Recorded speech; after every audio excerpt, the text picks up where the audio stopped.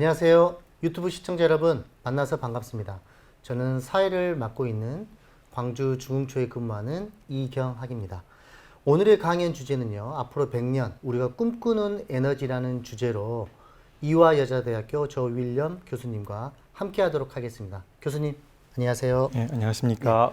오늘은 앞으로 100년 우리가 꿈꾸는 에너지라는 주제로 교수님께서 강연을 해 주신다고 하시는데요. 강연에 대해서 간단하게 소개 부탁드립니다. 네, 지금 여러분이 아시다시피 전 세계적으로 이 기후변화 위기 속에서 앞으로 100년이 매우 중요한 시기입니다. 이 시기에 에너지 대변환의 그런 시대가 열릴 것 같은데 여러분들이 또 저와 함께 어떻게 저희가 준비해야 할지, 대처해야 할지 함께 고민하는 시간을 갖고자 이렇게 강연을 준비하게 되었습니다. 네, 교수님 말씀 드리니까요. 앞으로 우리가 미래의 에너지를 어떻게 받아들이고 준비해야 될지에 대해서 굉장히 궁금해집니다. 예, 많은 분들 참여하셔서 끝까지 강연에 참여해 주시기 바랍니다. 다음은 안내사항이 있겠습니다. 금요일에 과학터치 실시간 강연에서는요, 2가지 이벤트를 실시하고 있습니다. 첫 번째는요, 우수 질문 이벤트입니다. 강연을 들으시면서 궁금한 점이 생기시면 채팅창에 질문을 남겨주시면 되겠습니다. 이 중 우수 질문 참여자에게는 소정의 모바일 상품권을 보내드리고 있습니다. 두 번째는요, 돌발 퀴즈 이벤트입니다. 강연 중간에 돌발 퀴즈가 나갈 예정인데요. 이 퀴즈에 제일 먼저 답을 올려주신 분께 마찬가지로 모바일 상품권을 보내드리도록 하겠습니다. 오늘도 많은 참여 부탁드립니다. 그러면 교수님을 모시고 강연을 시작하도록 하겠습니다. 힘찬 박수로 환영해 주시기 바랍니다.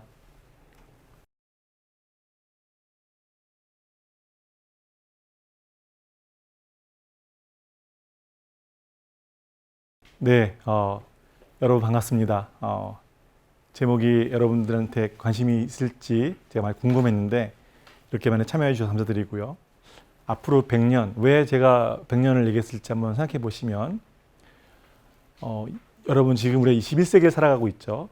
근데 이제 아마 앞으로 100년 사이에 기후 변화의 어떤 속도가 더 빨라져서 기후 위기로 더 될 수도 있고 또 그 사이에 그 기후 위기를 이겨내기 위해서 저희가 에너지를 사용하는 방법이나 에너지 재원들을 바꿔야 할 시기가 될 것 같습니다. 그래서 여러분들이 좀 이 100년을 준비를 잘해야 되고 또 어떻게 한편으로 보면 오늘 제 말씀을 들으시는 여러 학생들, 또 중학생들, 초등학생들 포함해서 아마 우리나라가 이제 기대 수명도 길어지기 때문에 여러분들 중에 상당수는 바로 그 22세기를 볼 수도 있다고 생각합니다. 그래서 저희가 한번 이 100년에 우리가 준비해야 할 일들을 한번 생각해 보도록 하겠습니다. 저는 이화여자대학교에서 물리학과에서 학생들을 가르치고 있습니다.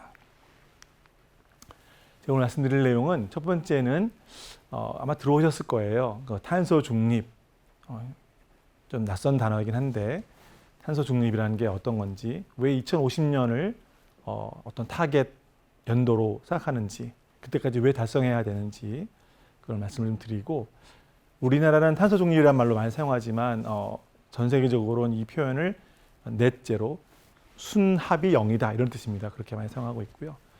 이것을 실제로 저희가 적용하려면 각 경제 블록 또는 각 국가별로 새로운 형태의 어떤 산업 분류 체계, 특히 이 녹색 산업 분류 체계를 도입해야 됩니다. 그걸 저희가 좀 어려운 말로 텍소노미라고 부릅니다.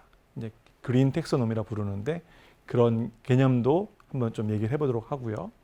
그러면 그 그린 텍소노미는 당연히 기존에 있던 에너지 사용 방법을 바꿔서 새로운 에너지를 사용하려고 합니다. 그 새로운 에너지는 이제 대부분 재생이 가능한 에너지라는 개념이 도입이 되는데 그러한 뜻을, 의미를 한번 제가 설명을 드리도록 하겠고요. 저는 이제 물리학을 전공했는데 많은 분들이 의아할 거예요. 물리학은 양자역학, 뭐 천체, 우주, 별, 블랙홀 이런 걸 다루는 학문 아닐까? 이런 생각을 할 수도 있는데 사실은 물리학이 바로 이런 에너지 문제를 해결할 수도 있는 그런 이제 도구화문이 될 수도 있습니다. 특히 이제 오늘 제가 마지막에 말씀드릴 부분에서는 빛 에너지를 전기로, 전기 에너지로, 빛 에너지를 전기 에너지로 바꾸는 그 과정을 물리학에서 이제 발견을 했고 또 그 바꾸는 방법도 물리학에서 많이 제시를 했습니다. 그러니까 아마도 앞으로도 물리학이 그런 역할을 할 수 있을 것이라고 저희가 생각을 하고 있습니다. 그 얘기까지 제가 오늘 하고 말씀을 마치도록 하겠습니다. 탄소 중립, 뭐 제로 카본 또는 카본 뉴트럴리티 이렇게 영어로는 표현할 수 있는데 기후가 변합니다. 클라이밋 체인지라고 부르는데요. 이 변화의 시기에 많은 이제 물론 반론도 있을 수 있습니다. 그렇지만 이 변화의 시기에 과연 이 기후라는 거는 어떤 특정한 지역 나라에만 미치는 영향이 아니기 때문에 이걸 해결하기 위해서 노력을 전 지구적으로 해야 되죠. 그래서 유럽, 또 미국, 중국, 한국, 일본, 또 호주, 전 세계적으로 중요한 나라들이 다 이 문제에 대해서 서로 협력하고자 노력을 하고 있어요. 그래서 이 주제가 전 지구적인 주제이고 그 연도를 저희가 정했습니다. 대략 2050년까지는 이걸 달성해야만 우리가 배출한 탄소와 다시 저장한 탄소의 양을 맞춰야지만 기후 변화가 심하게 일어나지 않는다. 이런 식의 목표를 갖게 되었습니다. 상세한 내용을 좀 더 말씀을 드리면 표를 잘 보실 수 있을지 궁금한데요. 왼쪽 위에 있는 저 왼쪽 위에 있는 표는 X 가로축이 되어 있는 게 이제 연도입니다. 우리 이제 인류가 전 세계 이제 기후 온도 변화를 쭉 측정하던 그런 이제 이 연도고요. 그래서 사실은 여러 가지로 할 수 있습니다. 땅의 온도도 잴 수 있고 바다의 온도도 잴 수 있고 할 수 있는데요. 이제 세로축은 요 평균 온도죠. 점진적으로 이렇게 온도가 증가하는 것을 볼 수 있는데 특히 최근 몇 년 사이에 급격히 증가하고 있습니다. 그래서 이 급격히 증가하는 정도가 모든 사람들의 걱정을 더 좀 불러일으키고 있는 것이지요. 그 왼쪽 아래에 있는 이 동그란 이제 그래프는 한번 여러분들이 흥미롭게 보실 수 있는데 이 안에 있는 그래프와 바깥에 있는 그래프가 좀 다릅니다. 뭐냐면 안에 있는 그래프는 인구의 어떤 기여입니다. 인구가 얼마일 때 아는 기여. 바깥에 있는 그래프는 그 나라가 얼마나 많은 탄소를 배출하는가 이런 내용을 담고 있습니다. 그러니까 인구와 좀 관련이 많이 있지만 그 나라가 산업화가 된 정도에 따라서도 좀 다를 수 있죠.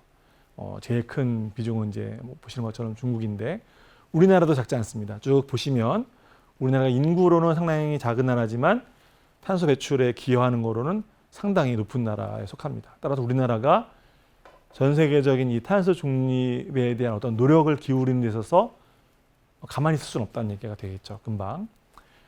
아주 오래된 노력이 있었습니다. 일본의 교토에서도 모였었고요. 최근에는 이제 파리, 프랑스 파리 기후협약, 변화협약이라고 해서 많은 주요 국가들이 모여서 이제 선언을 했죠. 우리가 이제 기후 변화에 대해서 전 지구적으로 좀 대응을 하자 했었고 지난해에는 영국 스코틀랜드 글래스고에서 더 많은 나라들이 모여서 우리나라도 갔었고요. 그래서 더 많은 나라들이 더 약속하고 참여하겠다라는 의지를 보였죠.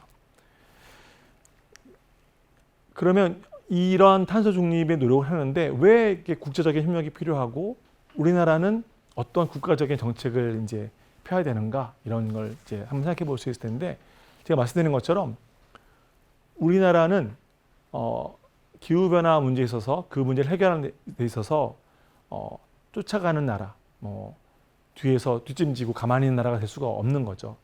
말씀 보신 것처럼 우리나라는 이미 선진국이고 또 탄소 배출을 많이 할 수밖에 없는 산업 구조를 가지고 있고 또 전체 지구의 문제들을 우리가 앞서서 해결하고자 하는 리더 국가에 속해 있습니다. 그리고 또 우리나라는 이러한 문제에 대해서 그동안 좀 후발주자 같은 역할을 했었지만 최근에 우리나라가 이제 경제적으로 더 부유해지면서 당연히 선도에 되게 됐고요. 또 우리나라는 아시는 것처럼 여러분 들어봤을 거예요. 석유가 나지 않는 나라예요. 우리나라는 석유가 나지 않습니다. 가장 중요한 에너지원인 석유가 없이 해외에서 에너지를 대부분 수입해야 되는 그런 나라이고요. 또 우리나라는 제조업이 엄청 발달한 나라이기 때문에 이 탄소 배출량이 상대적으로 많습니다. 따라서 에너지도 수입해야 되고 탄소 배출량도 많고 이 모든 문제에 있어서 우리가 뭔가 주도적 역할을 하지 않을 수 없는 그런 나라이고요.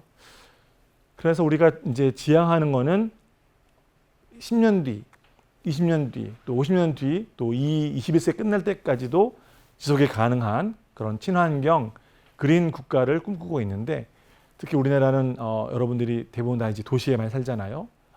농촌 어촌에 살긴 하지만 그래서 그 도시 지역을 어떻게 에너지적으로 효율적으로 쓸 수 있을까 이런 것도 다 중요한 문제가 되겠습니다. 이 표는 아주 이제 흥미롭고 재미있는 표입니다. 많은 국가들이 여기 보면 하늘색으로 표시된 거, 파란색은 2050년을 약속한 나라들입니다. 저 위에 핀란드는 더 빠르게 2030년까지도 도달할 수 있겠다 약속한 나라들이고요. 중국이나 이런 나라들은 좀 느리게 하겠다고 약속했고 흥미롭게도 호주는 훨씬 더 느리게 약속하고 있습니다. 왜냐하면 호주는 이제 석탄을 많이 생산하는 나라거든요. 뭐 러시아라든가 이런 나라들은 아예 아직 참여를 안 하고 있죠. 그래서 여기 주요 국가들, 우리나라 지난해 사진입니다. 중국, 미국, 프랑스 같은 주요 국가들이 다 이렇게 참여를 선언하는 그런 모양을 볼 수가 있습니다. 제가 이거를 말씀드릴 때 우리가 그러면 에너지가 중요하고 탄소 배출량을 줄이기 위해서 그럼 제일 쉬운 방법은 에너지를 안 쓰면 되겠네요. 우리가 에너지 소비를 줄이고 우리가 좀 뭔가 이렇게 절약하는 걸 하면 안 될까요? 생각할 수도 있겠죠.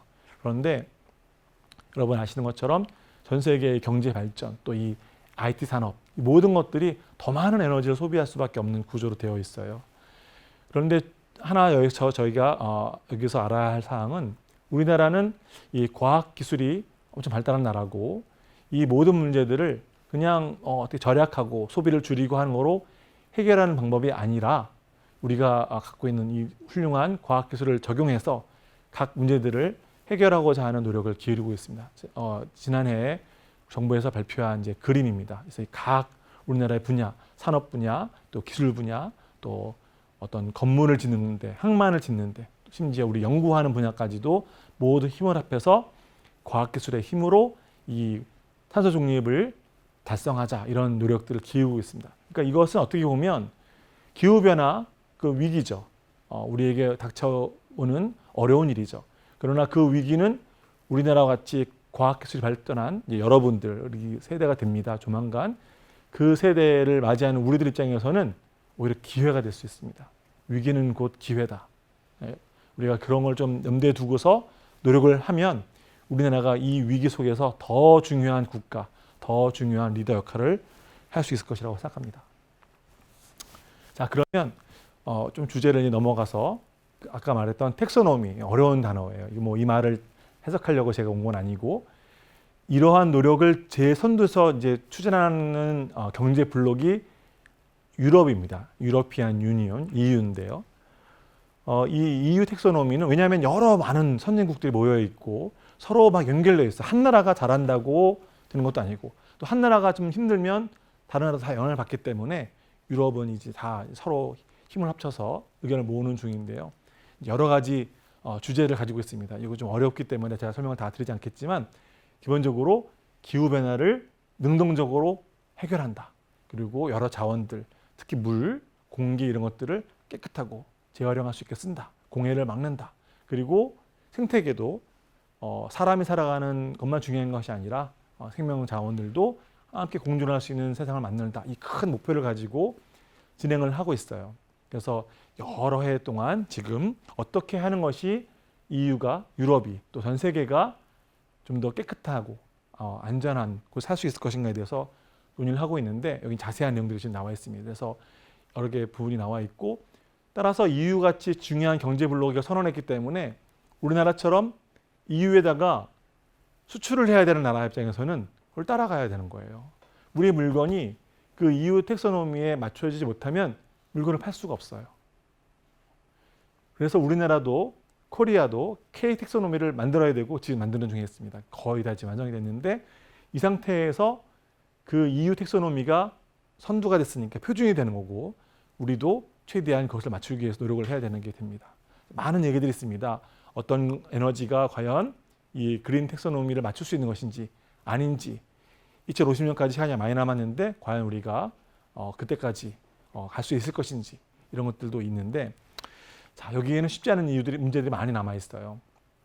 특히 오늘 제가 좀 더 말씀드릴 내용인데 원자력과 천연가스가 좀 문제가 되고 있습니다. 왜냐하면 당장 모든 에너지원을 기존에 의존했던 이 화석 연료를 다 이제 없애버리고 화석 연료 빼고 새로운 재생 가능한 에너지, 오늘 제가 말씀드릴 내용이 그 부분인데 뭐 태양광 같은 에너지, 아까 처음 화면에 나왔던 풍력 이런 거로 전환할 수 있느냐? 어렵거든요. 그래서 중간적인 의미로 이 원자력과 천연가스를 사용할 수밖에 없을 텐데 과연 그러면 어떤 기준으로 사용할 수 있을지에 대해서 유럽에서도 논란이 많이 됐습니다. 그래서 많은 우여곡절 끝에 채택이 됐어요. 됐으나 조건이 아주 까다롭습니다. 그래서 우리나라도 지금 여기 보는 것처럼 K 텍소노미도 원전을 포함해야 한다 이런 이제 주장이 많이 나오고 있는데 그럴 때 어떤 조건을 저희가 걸어야 될지 어떤 범위에 사용해야지 이 50년까지 앞으로 남은 시간이 30년이 채 안 남았는데 그 기준을 저희가 마련해야 되죠. 또한 이 텍소노미는 여러분들이 이제 공부를 혹시라도 해볼 기회가 있으면 금방 알 수 있는 재미있는 사실이 있어요. 이 텍소노미는 그냥 보면 기후 얘기고 환경 얘기고 에너지 얘기니까 과학기술 얘기인가 이런 생각을 할 수가 있죠. 그런데 기업의 입장에서 보면 좀 전에 말씀드린 것처럼 이 그린 에너지를 이용해서 기업 활동을 해야 되는 거예요. 그러니까 갑자기 그동안 싸고 편하게 환경은 좀 문제가 있더라도 그런 에너지를 썼던 기업들이 갑자기 좀 비싸고 불편하고 구하기 힘든 이 재생에너지를 이용해서 기업 활동을 해야 되니까 기업 운영이 어렵죠. 그런 거를 무시하고 막 기업 활동을 하는 기업체들과 경쟁하기 어려운 거예요. 그래서 녹색 금융이라는 새로운 개념이 나오고 각 나라에서 이 부분에 대한 투자, 또 지원 이런 것들을 많이 논의하고 있습니다. 따라서 그리고 이게 다 연결된 의미예요. 여러분들이 아마 들어봤을 겁니다. ESG 어려운 말처럼 들리지만 어려운 말은 아닙니다. 환경, 에너지, 소사이어티, 그다음에 가버넌스. 우리가 어떻게 이 환경과 에너지와 또 지속 가능함과 서스테이너빌리티와 또 정부나 지역에서 이걸 지원해 줄 것인가 이런 개념을 넣은 거예요. 하나가 돼야 되는 거죠. 하나만 잘한다고 되는 게 아니라 다 모두 힘을 합쳐야 된다는 그런 의미고요. 자, 그런데 항상 뭐든지 이렇게 열심히 하고자 하면 어두운 면이 나올 수도 있잖아요. 대표적인 게 바로 여기 제가 설명하려고 하는 위장 환경주의라는 게 있어요. 영어로는 그린 워싱입니다. 녹색으로 이렇게 씻었다 이거죠. 녹색으로 칠을 한 거예요. 뭐냐 하면 모든 이제 국가나 경제 그렇게 활동해서 환경을 잘 맞춰야 되는 게 중요하다고 하니까 그 노력을 해야 되는데 실제 노력을 하려다 보면 비용도 많이 들고 어렵잖아요. 그러니까 약간은 눈속임을 하는 거죠. 실제로는 돈이 많이 들고 환경 친화적이지 않은 물건을 팔면서도 환경 친화적이라는 말을 할 수도 있고 이런 이제 문제들이 생깁니다. 그래서 그걸 잘 구별하는 게 소비자 입장에서도 중요하고 기업 활동을 하는 데서도 중요합니다. 그런데 이런 활동, 이런 문제가 되는 기업들도 있지만 좋은 기업들도 있습니다. 어떤 좋은 기업이냐 하면 자, 선언하는 거예요. 이제 우리 회사는 앞으로 모든 회사에 필요한 제품을 만들거나 물건을 팔거나 하는 모든 활동에 들어가는 에너지를 100% 재생에너지를 이용해서 쓰겠다. 이런 게 있어요. 그걸 우리가 RE100이라고 부릅니다. 어려운 단어죠. Renewable Energy 100%라는 뜻이에요. 그래서 전 세계적으로 약 370여 개의 기업들, 우리가 알고 있는 아주 큰 회사들이 다 선언을 했고요. 뭐 최근에 며칠 전에 우리나라의 제일 큰 회사 중에 하나죠. 삼성전자도 이거 참여하겠다고 선언을 했어요. 대신 좀 그 시기는 가깝지 않습니다. 좀 약간 2050년까지 멀기도 하고요. 왜냐하면 아직 우리나라는 전체 발전량 중에서 이 재생에너지를 이용하여 얻을 수 있는 에너지 양이 많지를 않아요. 그래서 삼성전자와 같이 엄청 큰 이제 회사죠. 반도체 회사도 있고 핸드폰도 만들고 TV와 이런 것도 만드는 회사가 필요한 에너지원을 쓰기에는 많이 부족해요.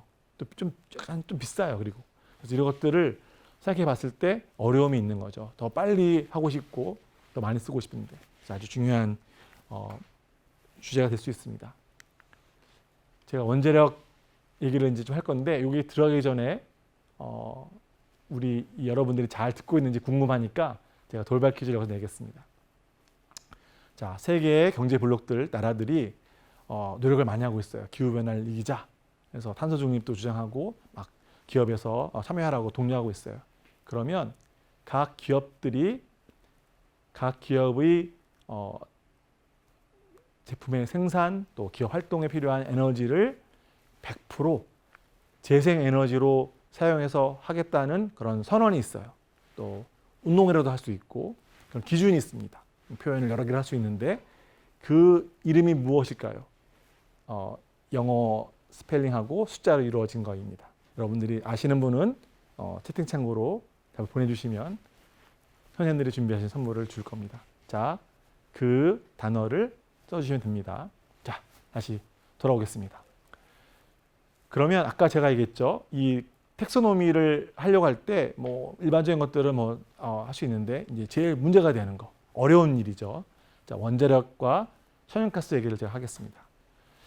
원자력은 핵발전소라고도 부를 수 있는 원자력은 그 자체로는 뭐 이렇게 태우는 게 화석연료를 태우는 게 아니에요. 그 원자력 발전소는 어떻게 보면 우라늄이 붕괴되는 겁니다. 핵 분열을 일으켜서 거기서 나오는 에너지를 가지고 물을 데우고 그 뜨거워진 물이 이제 발전기를 돌려서 전기를 얻는 거예요. 그러니까 그 자체로는 이산화탄소가 많이 나오질 않지요. 그래서 여기 보시는 것처럼 상대적으로 그 자체 발전량으로 보면은 CO2 배출이 적습니다. 그런데 문제가 뭐냐면 여기 보시면 요 표를 보시죠. 여기 보면 이게 뭐냐면 가로축은 연도예요. 1950년대 말부터 그게 언제냐면 세계 제2차 대전 이후에 이 원자탄이라는 무기가 원자력 발전소라는 상업용 기술로 변한 거죠. 옛날에 무기만 쓸 수 있었는데 이제는 우리가 이제 에너지를 얻을 수 있는 상업용 도구가 되었는데 그래서 그 기술이 전 세계로 막 퍼져 나갔어요. 그래서 원자력 발전소들이 여러 개 증가하다가 사고가 납니다. 그래서 70년대 말에 3마일이라는 사고가 났고요. 그럼에도 불구하고 그 사고가 전 세계적으로 엄청나게 이 원자력 발전소를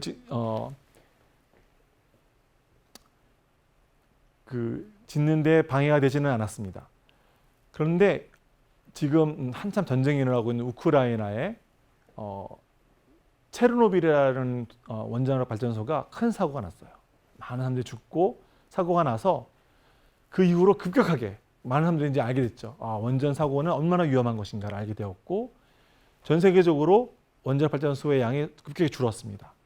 그러다가 여러분이 아시는 것처럼 후쿠시마에서 2011년도에 큰 사고가 났죠. 이 지진 해일이 원전을 덮쳐서 원전에서 큰 사고가 나고 그 이후로는 지금 거의 전 세계적으로 신규 원전의 이제 건설이 미미합니다. 몇몇 나라들이 좀 하고 있고 중국이 좀 하고 있고 그런데요. 자, 이런 상황이에요. 보통 원전은 수명이 30년 정도는 잘 가동할 수가 있습니다. 근데 가동을 하고 나면 연장할 것인지 그동안 만들었던 여러 가지 사용 후 핵연료를 어떻게 폐기할 것인지 이런 문제들이 아직 해결되어 있지 않아요. 그러니까 이 문제들을 해결하는 것이 중요하다라고 그 EU 텍소노미에 나와 있어요. 그러니까 우리나라도 이런 문제들이 해결되어야 될 거고요. 천연가스는 지금 아까 좀 전에 얘기했던 우크라이나 또 러시아 전쟁 중에 있는데요. 러시아가 천연가스를 많이 생산하고 유럽에 공급하는 나라죠. 천연가스가 왜 이제 흥미로운 이제 연료가 되냐 하면 보시는 것처럼 이제 제가 지금 보여드린 이 그림 표를 보면 여러 가지 종류의 말하자면은 화석 연료와 유사한 거죠. 물론 나무도 있지만 그러면 그 나무라든지 화석 연료라든지 태우면 피할 수 없게 CO2가 나오는 그런 이제 연료들이에요. 근데 그 중에서도 재밌게 놀랍게도 천연가스가 가장 단위 에너지를 얻을 때 적은 CO2를 배출합니다. 이런 것도 상대적으로 친환경적이라고 볼 수가 있겠죠. 그리고 천연가스는 이제 생산하는 것부터 소비하는 것까지 이동하는 방식이, 특히 대륙이라면 그냥 가스관을 이용해서 이동할 수 있고 편리한 점이 많습니다. 그래서 많은 나라에서 중간적인 역할을 천연가스가 할 수 있을 것이다라고 생각을 하고 있습니다. 우리나라 상황 어떠냐?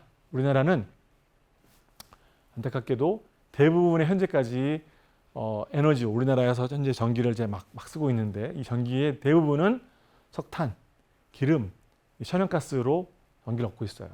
그리고 또 적지 않은 양을 원자력에서 얻고 있고요. 근데 앞으로 이 텍소노미를 만족하려면 그 원자력 발전소에 사용하는 그 연료, 우라늄을 넣을 때 그 우라늄 넣는 연료의 모양과 구조를 사고가 잘 나지 않도록 바꿔야 하고요. 또 아까 제가 말씀드렸던 사용 후 해결료, 다 사용하고 나면 더 이상 발전에 쓸 수 없는 이제 우라늄은 많이 남아 있지만 그 사용 후 해결료를 잘 처리하는, 폐기물을 처리하는 기술이, 또 폐기장이 필요합니다. 우리가 고준위 핵폐기물 처리장이라고 부르는데 장소, 방식들을 저희가 합의를 봐야 돼요. 어렵습니다. 그래서 이런 과제들이 남아 있고요. 제가 이제 오늘 말씀드릴 내용은 사실 이제 본론에 가고 있는데, 이런 많은 위기가 있고 현재 우리 사용하고 있는 재료 원료들이 사용하기 좀 어려움이 있으면 결국은 우리가 모든 에너지원을 재생이 가능하고 친환경적인 것도 사용하고 싶다. 그럴 때 저희가 생각하는 이제 에너지원을 저희가 재생 가능한 에너지, 리뉴어블 에너지라는 것을 사용하게 됩니다. 그런 구분을 보시는 것처럼 태양광, 풍력 이런 것들은 재생에너지라 부르고요. 그렇지 않고 한번 사용하게 되면 사라져버리는 것, 공기로 태워서 없어지는 것, 이런 것들을 저희가 재생 불가능이라고 부릅니다. 우리나라는 많지 않지만 대표적인 상당한 친환경적인 그 에너지가 지열이에요. 땅에서 열이 나는 거죠.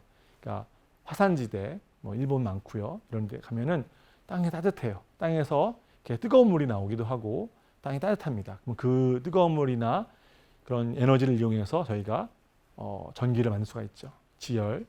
우리나라는 많이 해당되지는 않는 얘기고요. 그리고 풍력. 아까도 이 풍력 발전소가 보여줬었는데 바람이 많은 보는 지역에서 사용할 수가 있습니다. 단점은 바람이 늘 부는 게 아니잖아요. 그런 게 있고, 두 번째는 이 날개가 좀 무서워 보이죠. 그래서 주택가라든지 사람이 많이 있는 곳에서 쓰기가 좀 부담스러운 거예요. 그래서 그런 어려움이 있으나 한번 설치하면 오랜 기간 동안 전기 에너지를 얻을 수가 있습니다. 바이오 에너지는 좀 특이한 겁니다. 바이오 에너지란 무엇이냐면 태양 에너지를 저희가 식물들은 광합성을 합니다. 그래서 광합성을 해서 태양 에너지를 화학 에너지로 변환시키죠. 그래서 자기 식물이 저장을 해요. 보통은 이제 이파리, 잎에도 저장할 수 있고 열매도 저장할 수 있고 여러 가지 형태의 탄수화물로 저장이 되죠. 그런데 그 저장된 그 에너지를, 그러니까 식물 형태 저장된 것들을 저희가 다시 분해해서 기름과 같은 형태로, 그러니까 액체 형태의 에너지로 또는 다른 형태의 에너지로 변화시킬 수가 있어요. 그러면 약간은 이상하죠. 왜냐하면 이 에너지는 여전히 CO2가 많이 나오는 에너지인 거예요. 그래서 완전한 의미의 탄소 중립은 아닌 것처럼 보이죠. 그런데 차이가 있어요. 이 에너지는 1번 화석 연료는 아니에요. 그러니까 태양이 있는 한 계속 만들어낼 수 있는 거고요. 두 번째로 저희가 석유와 가스를 쓰고 싶은 이유 중에 하나는 석유와 가스를 이용해서 저희가 그런 액체나 기체 형태로 사용해야 되는 연료들이 꼭 필요할 때가 있어요. 그 연료들이 있어야만 움직이는 그런 수단들이 있어요. 대표적인 게 뭘까요? 여러분들 뭘까요? 비행기 같은 거. 비행기는 전기 에너지만으로 하기가 어렵거든요. 그래서 앞으로도 상당한 기간 동안 이 바이오 에너지에 대한 기술이 필요할 것이라고 생각을 합니다. 그리고 이제 여기 태양열이죠. 여러분들 한번 따라해 보셔도 돼요. 태양열. 제가 오늘 마지막에 제일 중요하게 얘기할 게 태양광이거든요. 많은 분들이 이거를 좀 헷갈려 하세요. 태양열, 태양광. 태양은 같은데, 햇빛은 같은데, 태양열은 태양의 그 에너지를 이용해서 돋보기를 이용해서 말하자면 뜨겁게 물을 데우는 거예요. 태양열이죠. 그래서 물이 필요합니다. 물을 뜨겁게 데워서 그 에너지를 이용하는 게 태양열입니다. 전기를 바꾸지 않고 하는 거예요. 이것도 상당히 유용한 곳이 있어요. 바로 그렇게 물을 사용해야 되는 경우라면. 자, 오늘 제가 이제 가장 중요하게 여러분들과 사실 나누고 싶었던 얘기가 여기였는데 끝에서야 나오네요. 태양광, 솔라 라이트라고 하지 않고 태양광은 솔라 포토볼테익스라고 불러요. 어려운 단어처럼 보이죠. 포토라는 거는 빛이에요. 포토, 빛이고 볼테익스는 전압이에요. 전압. 여러분들이 이제 우리 초등학교 때, 중학교 때 건전지 쓰잖아요. 건전지. 건전지는 이제 전압이 써 있죠. 1.5V 이렇게 써 있죠. 그래서 전기를 그러니까 빛으로 전기를 만드는 거예요. 그래서 그 얘기가 쭉 나와 있고 여러분들이 아마 계산해 보진 않았겠지만 대략 태양광이 지구 표면에 이렇게 와서 우리가 계산해 보면 가로 세로 1m 정도의 넓이가 있다. 그러면 그때 우리가 만들 수 있는 최대의 에너지는 전기 에너지를 하면 약 1kW, 1000W 정도 돼요. 1000W면 작은 건 아니에요. 여러분들이 겨울에 따뜻하게 몸을 녹일 수 있는 그런 소위 말하는 레디에이터 이런 것 그 정도면 되거든요.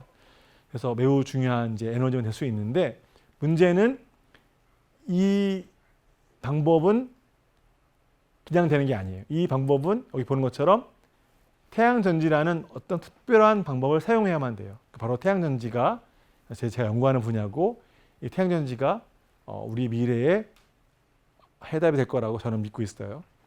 그래서 그 얘기를 좀 더 하겠습니다.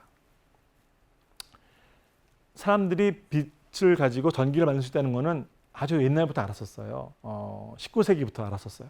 그런데 그 에너지를 이용해서 충분하게 우리가 쓸 수 있을 에너지를 얻을 수 있다는 것은 잘 몰랐죠. 그래서 그거를 최초로 눈으로 보여준 분들이 이제 여기 미국에 있는 연구소, 벨 연구소라는 곳에서 20세기 중반에 지금부터 한 70년 전에 만들어냈고 보여준 거예요. 그래서 바깥에 이렇게 패널을 만들어놨는데 빛을 받으면 전구에 불이 들어오고 하는 거죠. 그래서 이제 이걸 가지고 미국에서 상업용 태양전지를 시연했고 지금은 전 세계에서 우리나라도 이제 많이 생산하고 있습니다. 이제 여기서부터는 이제 여러분들이 갑자기 어려워진다고 생각할 수 있지만 제가 왔으니까 물리 얘기를 안 할 수 없겠죠. 여기는 그림이만 헷갈려요. 뭐가 뭔지 모르겠고 색깔도 그렇지만 이것만 알면 돼요. 간단하게. 자, 빛은 그 자체가 에너지 덩어리예요. 빛이 물체에 들어오면 즉 물체에 흡수되면 대표적 어떤 물체냐면 예를 들어서 실리콘 같은 물체. 우리 반도체에서 제일 많이 쓰는 게 실리콘인데 빛이 반도체 같은 물체에 흡수가 되면 반도체 안에는 많은 전자들이 있어요. 전자들이 엄청 많이 있어요. 전자라는 건 이제 일렉트론이라고 부르는 전자들이 많이 있는데 전자들이 에너지가 이렇게 높아져요. 높아져서 높은 에너지 상태로 변해요. 우리가 어려운 말로 물리학에서 역이 된다. 영어로 하면은 이제 역이라는 말은 excite, 흥분하는 거예요. 전자가 힘이 나는 거죠. 그 힘난 전자가 움직이게 되고 전자가 있던 그 자리에는 전자 구멍, 우리가 물리학에서는 홀이라고 부르는데 홀이 생성이 되면서 홀은 전자는 마이너스 전기, 홀은 플러스 전기를 띠고 있어요. 음의 전화, 양의 전화를 띠고 있어요. 그래서 이 전화 두 개가 반대 방향으로 싹 움직이게 우리가 이 실리콘 그 물질을 디자인할 수가 있어요. 여기 보는 것처럼 이렇게 휘어 있잖아요. 가운데가 휘어 있죠. 그러면 그게 바로 빛 에너지가 전기가 흐르게 되니까 전기 에너지로 바뀌게 되는 겁니다. 이게 가장 기본적인 태양전지의 원리예요.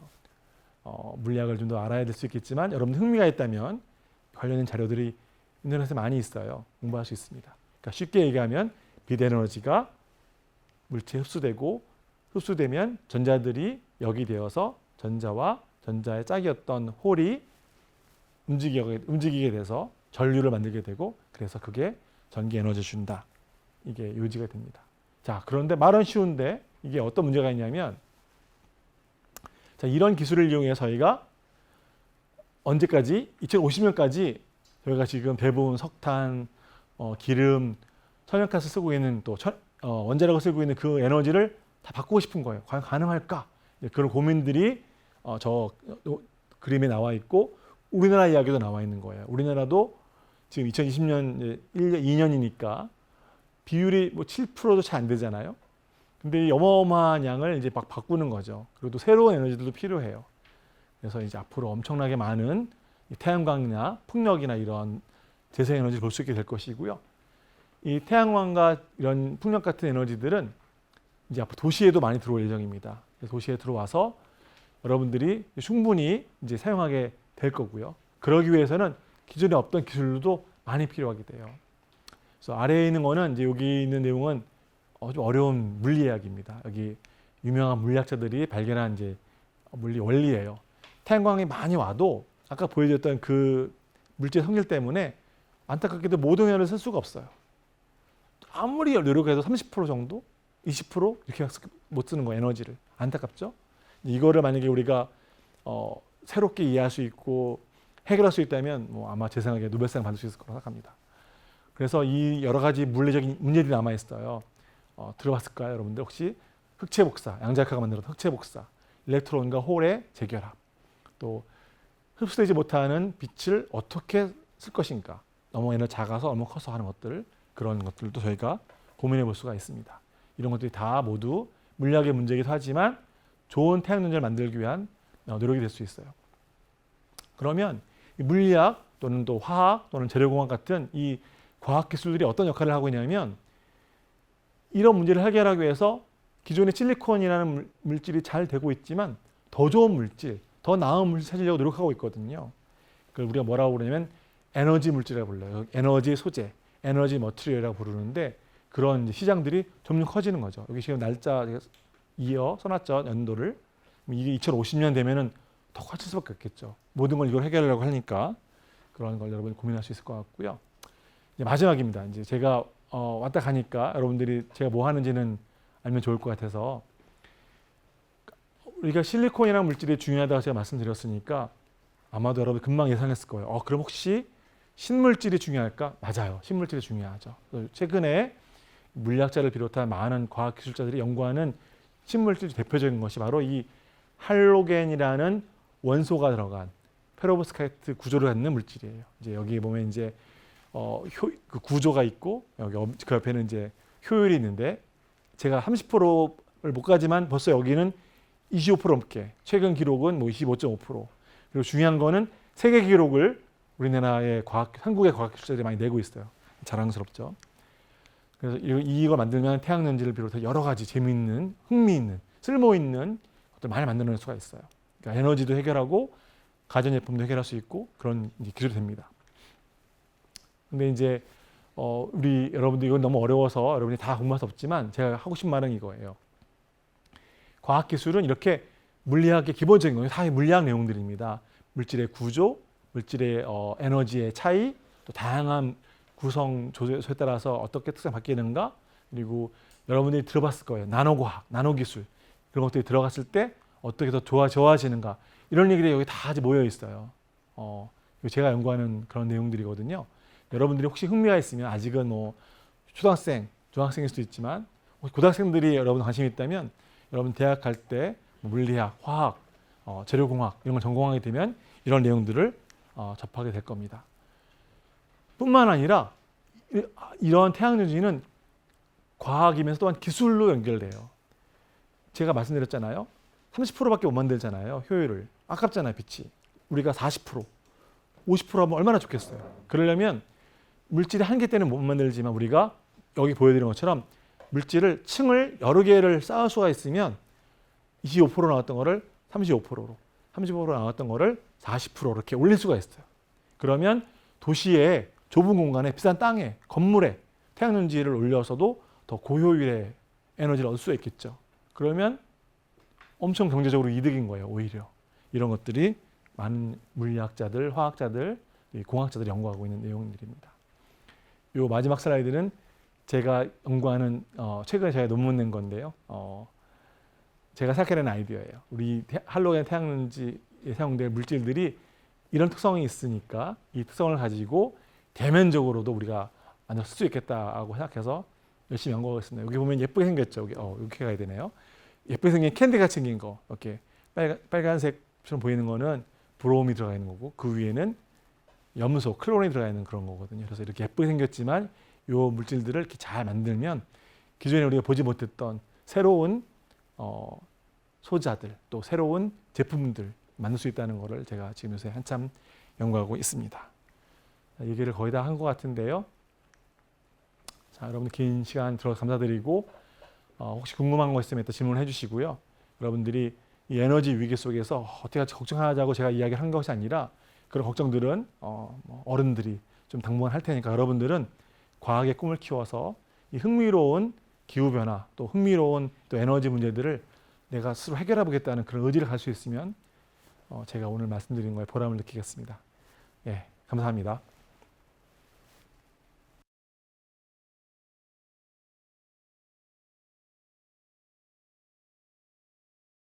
네, 유익한 강연 시간이 되셨습니까?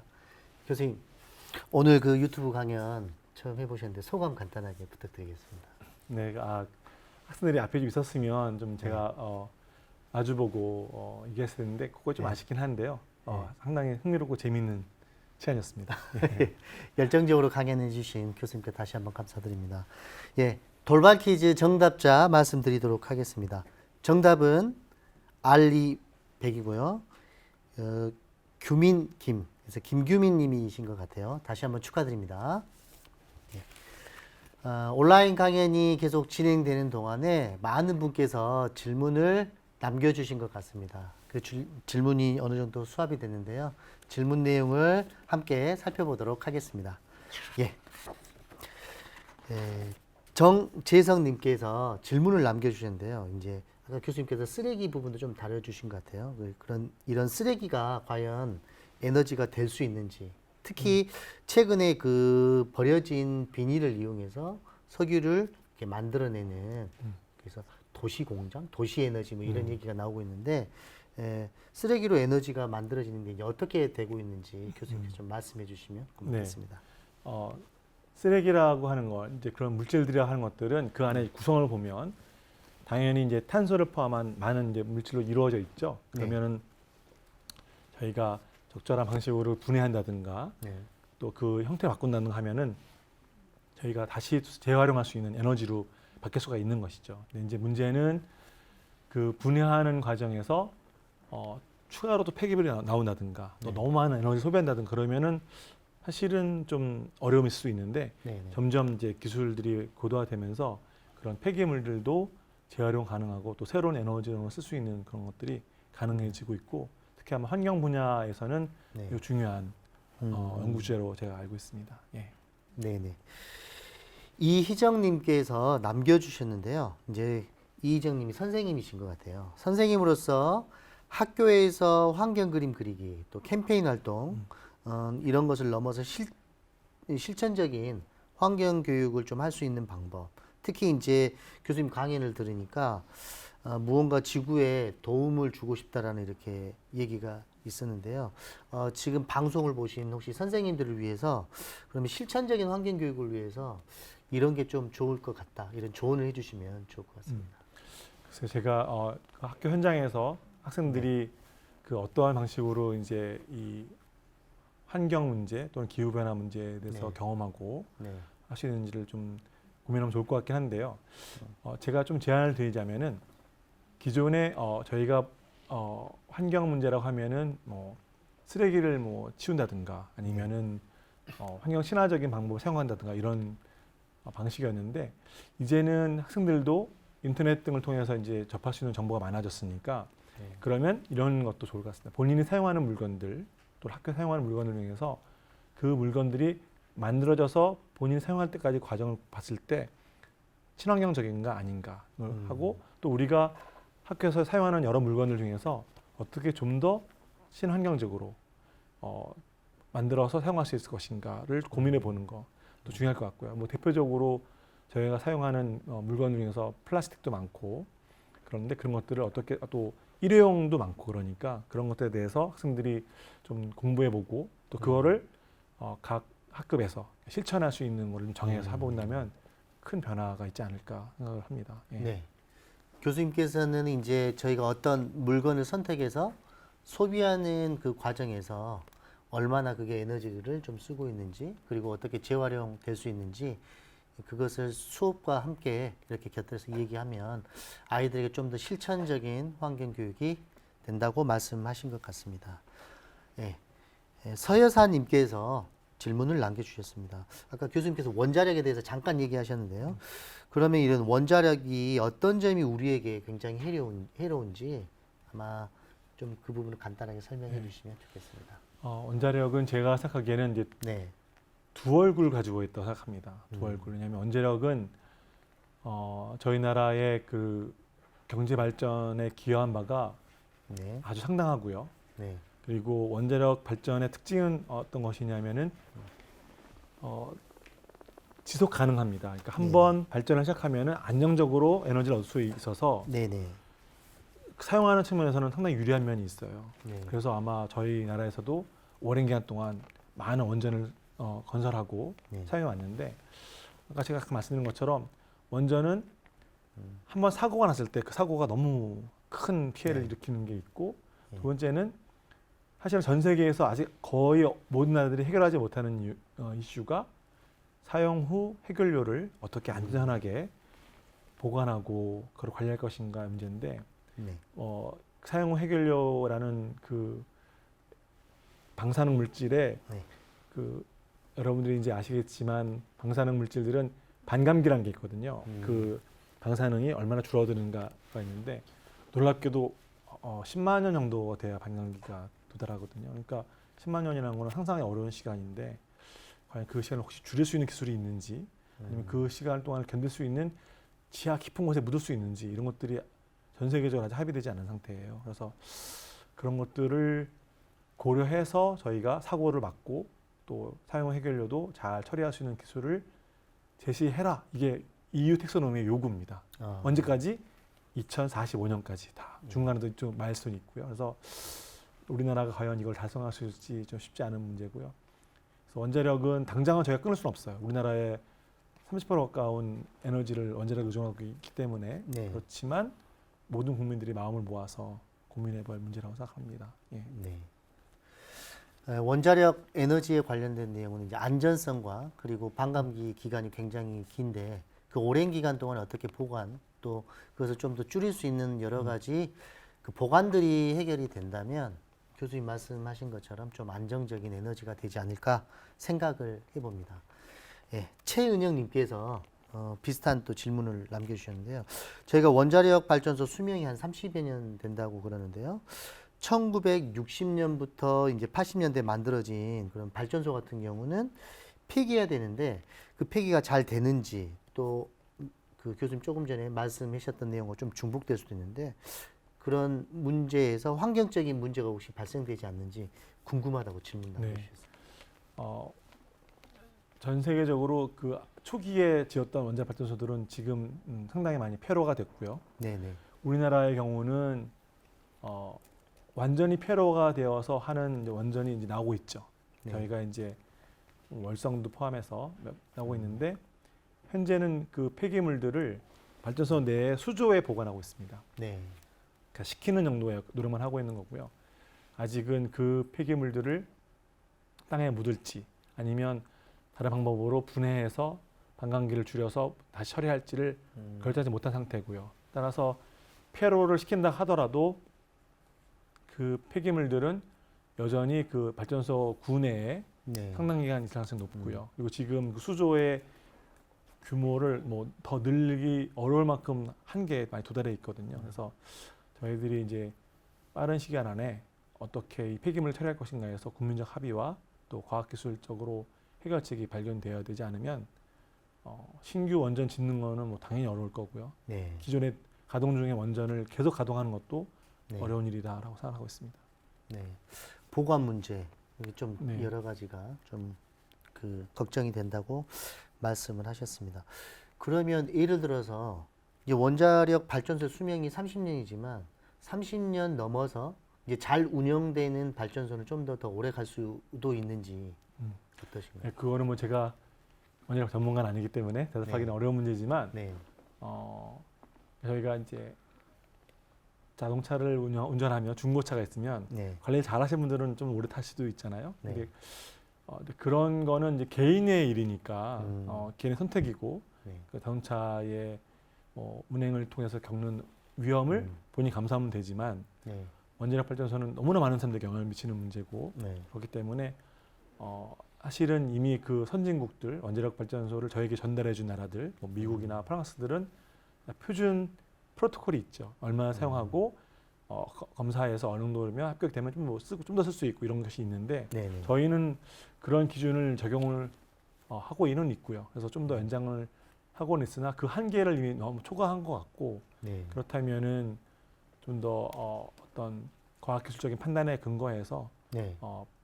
이제 더 이상 사용하지 않는 운전 정지라든가 네. 또는 폐로라든가 이런 과정을 겪을 준비를 해야 되겠죠. 이제 그런 시기가 많은 원자력 발전소, 초기 원자력 발전소에는 도달해 있다고 저는 보고 있습니다. 네.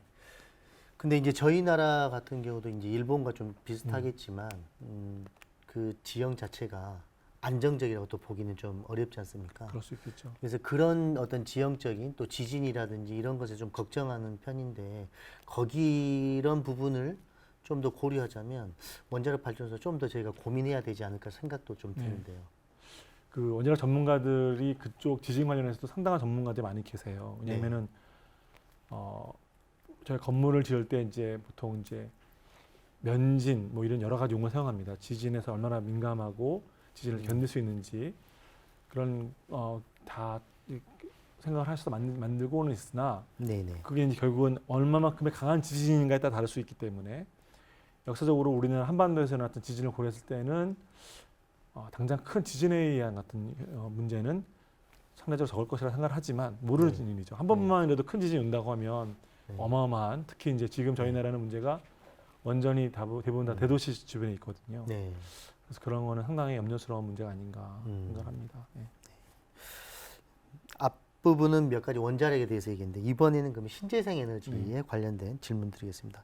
정은님께서 남겨주셨는데요.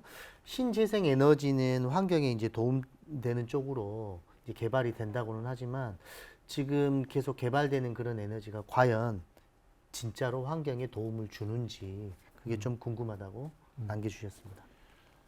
이제 어떠한 이제 그런 문제들이 있냐면 예를 들어서 지금 태양전지를 만들려고 하는 분들이 있는데요. 그 태양전지를 만들려고 하면 당연히 그 과정에서 신재생 에너지만으로 만들 수가 없습니다. 네. 우리가 갖고 있는 에너지가 그렇게 충분치 않으니까. 예. 그러니까 태양전지를 만드는 과정에서 재생에너지를 다 쓸 수 없기 때문에 엄청나게 많은 태양전지를 만들려고 하면 결국 엄청나게 많은 탄소를 내보내야 되는 거죠. 모순이죠. 그렇지만 앞으로 점점 더 재생에너지가 많이 이제 설치가 되면 네. 그런 건 좀 피할 수 있을 것이고요. 두 번째는 태양전지 중에서도 네네. 어떤 문제가 있냐면 태양전지 네. 중에서도 그 물질이 저는 실리콘 얘기만 했지만 물질이 환경에 위해한 것들도 있어요. 뭐 나비라든가 카드뮴이라든가 이런 걸 사용하는 물질도 있기 때문에 네네. 그런 거에 대한 우려도 있고요. 두 번째는 태양광 같은 경우 특히 최근에 저희 나라 언론에서 많이 이제 다뤄졌지만 네. 태양광은 결국 땅 위에 설치하는 거기 때문에 네. 땅은 소중한 거잖아요. 예. 그리고 땅이 워낙 없으니까 산 위에, 뭐 호수 위에, 바다 위에 막. 그래서 과연 그런 설치 자체가 환경을 산을 깎아야 되기 때문에 네. 또 호수를 덮어야 되기 때문에 그런 고민들을 많이 하고 있죠. 그래서 앞으로 태양광을 어디에 설치할지 네. 친환경적으로 그 자체가 이런 것도 모두 다 어떻게 만들지 또 네. 어떻게 또 태양전지 같은 걸 폐기물을 회수할지 이런 것들도 다 중요한 문제가 될 것 생각합니다. 네. 교수님께서 방금 이제 태양전지, 솔라셀 그 부분을 얘기해 주셨는데요. 관련된 질문을 또 남겨주셨어요. 최지영님께서 남겨주셨는데요. 태양전지 이제 패널도 시간이 지나게 되면 이제 수명이 다 된다고 그렇죠. 하는데 그 수명을 다하는 패널 같은 경우는 다시 리사이클해서 재사용이 가능한지에 대한 이제 궁금증이 예, 있으셨어요. 중요한 질문입니다. 그래서 태양전지를 만드는 업체들, 회사들은 거의 대부분 필수적으로 태양전지가 수명 끝났을 때 어떻게 회수할 것인지, 어떻게 리사이클할 것인지를 같이 연구하고 예. 그 제품을 팔 때 같이 그 패키지를 팔게 돼 있습니다. 대부분. 실리콘 같은 경우는 그 자체로는 해로 물질이 많이 있는 물질은 아니고요. 물론 네. 이제 그 안에 저희가 소위 생각하는 이제 귀한 금속들이 들어갈 수 있기 때문에 그런 회수하는 이런 아이디어는 있는데 아까 말씀드린 것처럼 카드뮴이 들어가는 그런 네. 유명한 태양연제가 있어요. 그래서 네. 그 카드뮴 만드는 그 회사는 그 회수하는 기술을 되게 중요한 자기들의 기술로 네. 보유하고 있죠. 그러니까 네. 태양연지를 만드는 뿐만 아니라 태양연지를 회수 폐기하는 기술까지도 보유하고 있는 거예요. 그래서 네. 대부분의 태양연지들은 그런 것까지 고려하여서 공장, 그러니까 그 태양연지 발전소를 짓고 있다라고 생각하시면 될 겁니다. 예. 그러면 저희도 이제 그 태양광 발전이 지금 많이 보급화되고 보급화되고 주변에서 많이 볼 수 있는데 네. 그러면 그동안 했던 그 전기 그 패널을 걷어서 수거해서 지금 어느 정도 이렇게 그 환경 오염되지 않게 그런 작업을 하고 있는지 좀 궁금합니다. 국내에서는 제가 알고 있기로 아직은 예. 초기에 설치했던 것들 중에서 네. 그러니까 특별한 사고가 아닌 이상 예. 수명을 다해서 회수하는 양은 많지는 않을 것 같고요. 네네. 앞으로는 그 관련해서 전문적인 뭐 노력, 기업이 네. 있어야 될 것 같고 태양광 패널 자체 구성을 보면 이제 뭐 유리 부분도 있고요, 네. 실리콘 부분도 있고 네. 당연히 이제 전극이 있어야 될 금속이 있는데요. 그걸 분리하는 기술들은 음. 상당히 잘 준비되어 있기 때문에 이제 문제는 비용 얼마나 싸게 하고 또 조금이라도 위해한 물질들을 배출되지 않게 할 것인가. 그리고 이제 그걸 분해하다 보면은 또 피할 수 없게 네.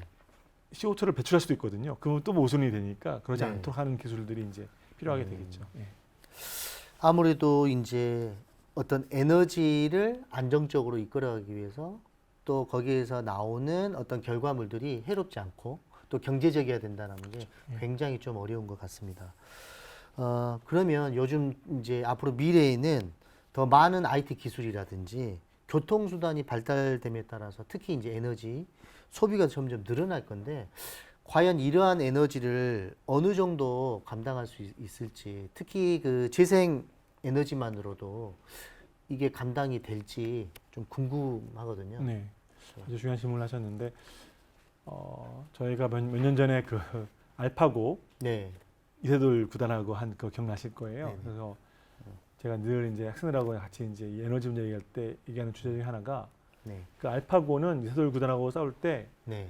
엄청난 많은 에너지 사용했어요. 네. 왜냐하면 그 알파고 그 AI 딥러닝 컴퓨터 안에 엄청나게 많은 CPU와 GPU가 사용됐는데 네네. 이제 앞으로 이 IT 발달에 따라서 네. 더 많은 에너지가 소비될 거라고 보여지거든요. 그러면 저희가 크게 두 가지 생각할 수 있습니다. 네네. 그런 에너지 소비들을 하는 주요 이제 지역은 도시예요. 도시. 네네. 그러니까 도시에서 직접 에너지를 생산하는 기술. 그걸 저희가 뭐라고 네. 그러면 이제 도시니 어반 팜이라는 말 사용하는데요. 음. 건물에다가 다 발전소를 짓는 거죠. 태양광 발전소를. 그리고 지금 기존에 네. 했던 기술들 중에서 특히 에너지를 많이 소비하는 기술들, 네. GPU나 CPU 같은 기술들을 더 에너지 절감하는 쪽으로 음. 이전에는 그런 걸 고려하지 않고 계속 기술 개발했다면 음. 이제 어떻게 하면 더 저전력으로 네. 해야 되는 거가 이제 이 반도체 업계에서도 가장 중요한 이슈인 거예요. 네. 그래서 에너지를 덜 소비하지만 소비를 해야긴 해야 되니까 네. 도시에서 바로 생산하는 기술로 변해가는 걸로 지금 진행되고 있습니다. 네네.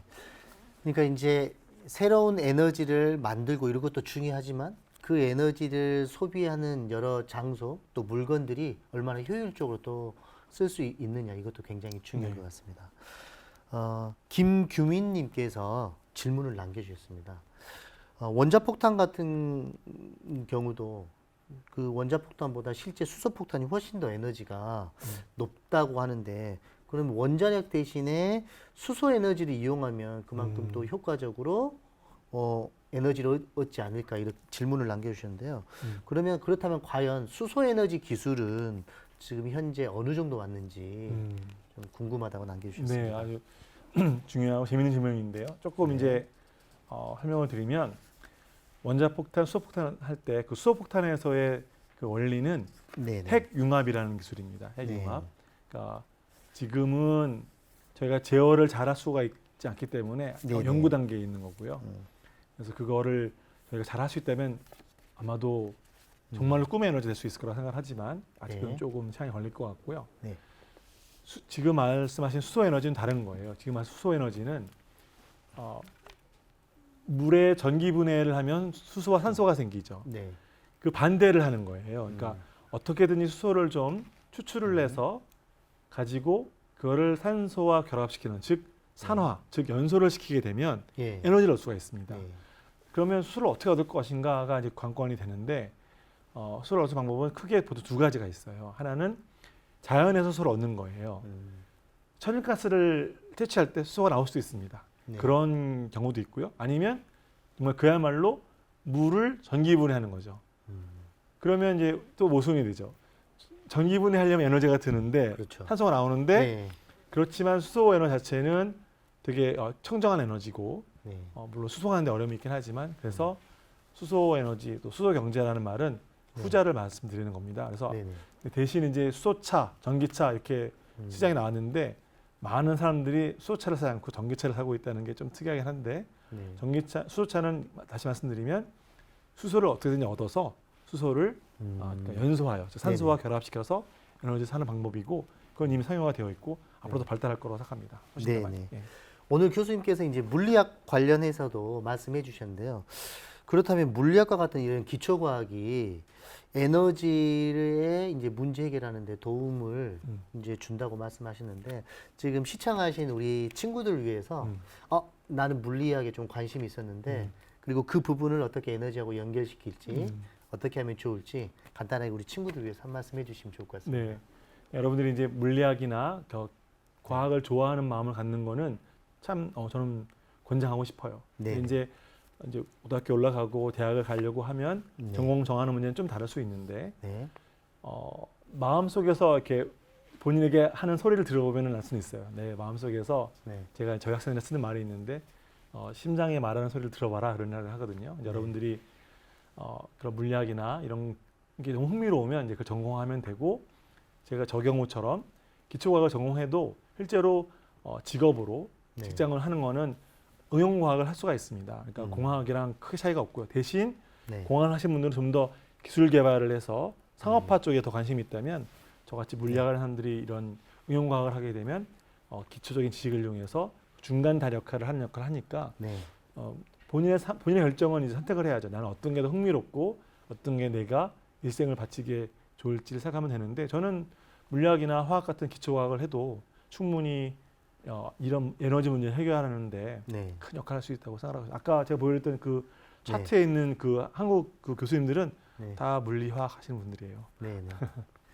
혹시 마음의 소리를 잘 들으시고 또 물리학 그리고 또 우리 그 여러 가지 에너지에 관심 있는 친구들은 교수님 말씀 잘 경청해서 마음에 새기면 좋을 것 같습니다. 예, 우수 질문자의 당첨자를 말씀드리도록 하겠습니다. 세 분인데요. 최지영님 그리고 서여사님, 정은님 이 세 분 축하드립니다. 예, 이상으로 질의응답 시간을 마치도록 하겠습니다. 좋은 질문을 남겨주신 유튜브 시청자 여러분들과 그리고 긴 시간 동안 강연 및 질의응답에 답해 주신 교수님께 다시 한번 감사드립니다. 다음 금요일에 과학터치 강연에 대해서 말씀드리도록 하겠습니다. 예. 본 강연은 10월 7일 금요일 오후 7시에 유튜브 실시간으로 진행이 되는데요. 공주대학교 장유순 교수님을 모시고 해양환경 시뮬레이션이라는 주제로 강연이 예정되어 있습니다. 도입 강연은요, 국립광주과학관 윤요셉 연구원님께서 지구, 별, 그리고 우주라는 주제로 강연을 녹화하여 추후에 업로드할 예정입니다. 많은 시청 바랍니다. 네, 오늘은요, 앞으로 100년 우리가 꿈꾸는 에너지라는 그 주제로 이화여자대학교 조윌리엄 교수님과 함께 강연을 해보았습니다. 교수님과는 여기서 인사드려야 될 것 같습니다. 교수님, 감사합니다. 지금까지 시청해주신 유튜브 시청자 여러분, 감사합니다.